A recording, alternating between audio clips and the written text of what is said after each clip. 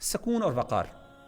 وہ کہتے ہیں ایک طالب علم جو ہے اس کو بہت زیادہ سکون اور وقار، یعنی اس کی پرسنالٹی کے اندر بہت اطمینان، ٹھہراؤ اور بڑی جو ہے نا جسے کہتے ہیں مہذب تہذیب نظر آئے اس کے اندر. اور آبویسلی میں کہتا ہوں کہ یہ صرف ریلیجس نالج کے لیے نہیں بلکہ کسی بھی نالج کے لیے، آبویسلی کسی بھی، اگر آپ آبویسلی پڑھے لکھے اور ان پڑھ کے اندر ہم فرق کیسے کہتے ہیں؟ ہم کہتے ہیں یہ بندہ بڑا مہذب ہے، بڑا پڑھا لکھا آدمی ہے. کیسے پتہ چلتا ہے؟ بات کرنے کے سٹائل سے، مسکرانے کے سٹائل سے، لوگوں کے ساتھ ڈیلنگ کرنے کے انداز میں. تو خاص طور پہ وہاں پہ سکون، اطمینان اور وقار، پرسنالٹی کا خیال رکھنا، مہذب رکھنا، بدتمیزی نہ کرنا، گندی بات نہ کرنا.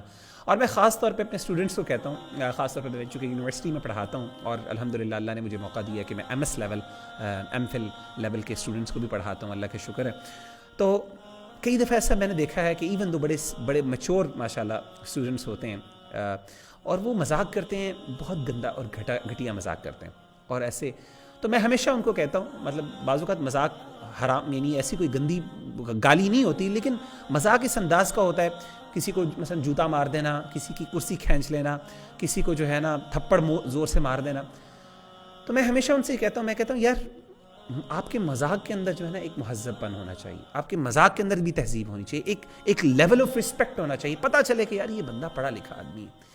تو ہمارے دین جو ہے، اور ایک ریلیجس اسٹوڈنٹ، ایک اسٹوڈنٹ آف نالج، خاص طور پہ دین کا جو طالب علم ہے، اس کے لیے تو یہ بہت ضروری ہے، اتنا ضروری ہے. آپ دیکھیں کہ اللہ تعالیٰ نے یہ جو وقار ہے اور سکون اور اطمینان اور ٹھہراؤ اور بڑا اپنے آپ کو رکھنا، یعنی ٹھہرو اور رکھ رکھاؤ جسے کہتے ہیں ہم اپنے مینرز کے اندر، اس کو اتنی اہمیت دی ہے کہ نماز کے اندر اگر آپ نماز کے لیے لیٹ ہو رہے ہیں تو اللہ تعالیٰ نے، یعنی نبی صلی اللہ علیہ وسلم نے ہمیں حکم دیا ہے کہ نماز کے لیے بھاگ کے نہ جاؤ. حالانکہ دین اللہ کا حکم ہے، نماز سے بڑی امپورٹنٹ کیا چیز ہو سکتی ہے، لیکن ہمارا دین کیا کہتا ہے کہ نماز کا ٹائم آپ کے سامنے رکعت نکل رہی ہے تو میں بھاگ کے جاؤں؟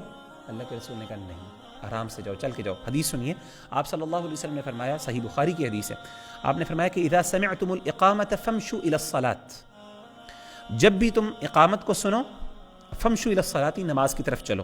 وعلیکم بالسکینۃ والوقار، تمہارے اوپر سکون اور وقار ہونا چاہیے، اطمینان سے چلو اور وقار سے چلو، بھاگ کے نہیں جانا.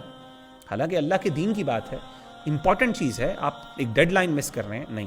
ولا تسرعوا، آپ نے فرمایا کہ بھاگو نہیں، کیوں؟ فما ادرکتم فصلوا، جو تم پالو نماز میں سے وہ پورا کر لو، وما فاتکم فاتموا، اور جو تم سے نماز رہ جائے اس کو پورا کر لو. تو کہنے کا مطلب یہ ہے کہ امیجن کریں کہ اس چیز کی اہمیت ہمارے دین نے اتنی زیادہ دی ہے کہ ایون نماز کے لیے بھاگ کے جانے سے منع کیا اور کہا علیکم السکینہ والوقار.